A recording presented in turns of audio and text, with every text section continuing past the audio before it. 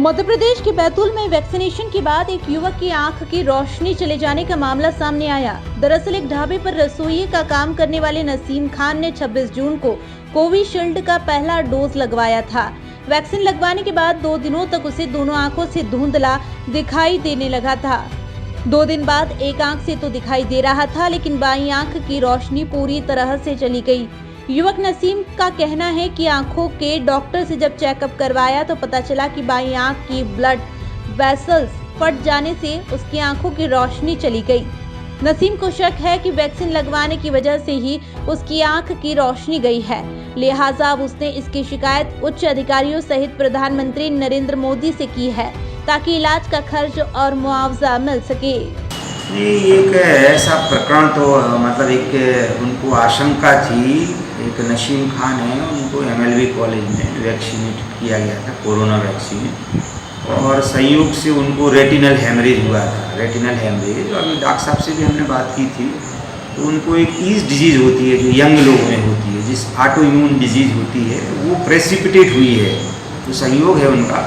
बाकी वैक्सीनेशन से इटसेल्फ कोई ऐसी बीमारी नहीं है कि जिससे ऐसे सिम्टम हो या ऐसी कोई परेशानी।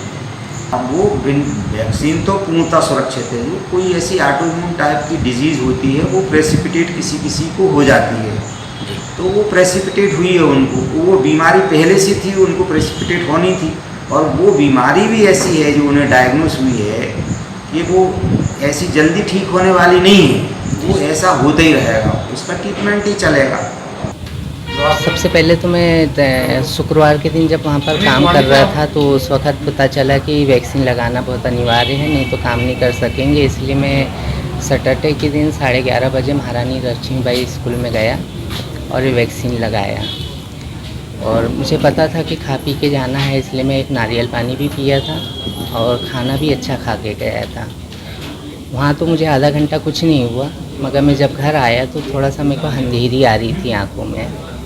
उसके बाद मैं लेट गया, मगर जब लेटे लेटे मुझे महसूस हुआ कि मुझको मेरी ही छत नहीं दिख रही है, तो मैंने पांडे सर को फ़ोन लगवाया। पांडे सर को फ़ोन लगाया, उन्हें अपनी सिचुएशन बताया, तो उन्होंने कहा कि आप यहाँ आ जाओ मेरे पास। मैं उनके क्लिनिक पे गया, क्लिनिक पे मेरा इलाज चला।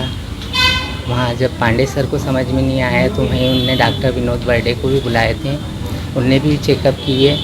उसके बाद भी कोई हल नहीं निकला। जब 6:30-7 बज गया था, 3-4 घंटे तक के मेरी पूरी जांच पड़ताल चलती रही, मगर कोई हल नहीं निकला। उनने कुछ दवाई देकर मुझे घर वापस कर दिए और मुझे बताया कि मेरी जो बारीक नसें रहती है आँख की, वो फट गई हैं और खून के धब्बे आ गए हैं आँख में। समस्या ये है कि बैतूल निवासी नसीम खान जी आए हैं। इन्होंने कोविड का टीकाकरण कराया है 26 जून को।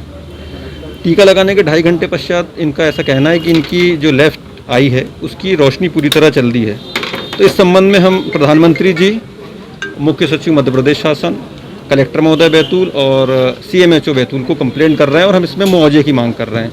यदि हमें मुआवजा नहीं दिया जाएगा तो कोर्ट से जो भी हमको लीगल रेमेडी प्राप्त करने का अधिकार है उस तरफ भी जाएंगे। जी हाँ, ये कंप्लेंटेबल है। जब टीकाकरण कोविड का शुरू हुआ था तब प्रधानमंत्री जी ने और बड़े अधिकारियों ने सबने कहा था कि ये वैक्सीन जो है देश में बनी हुई है और चैलेंजेबल भी है, तो हम भी उसी का लाभ लेने की कोशिश कर रहे हैं इसमें। बता दें कि इस मामले को लेकर अब कानूनी लड़ाई लड़ी जाने की बात भी पीड़ित युवक ने कही है, तो दूसरी तरफ स्वास्थ्य विभाग ने इस आरोप को पूरी तरह से खारिज कर दिया।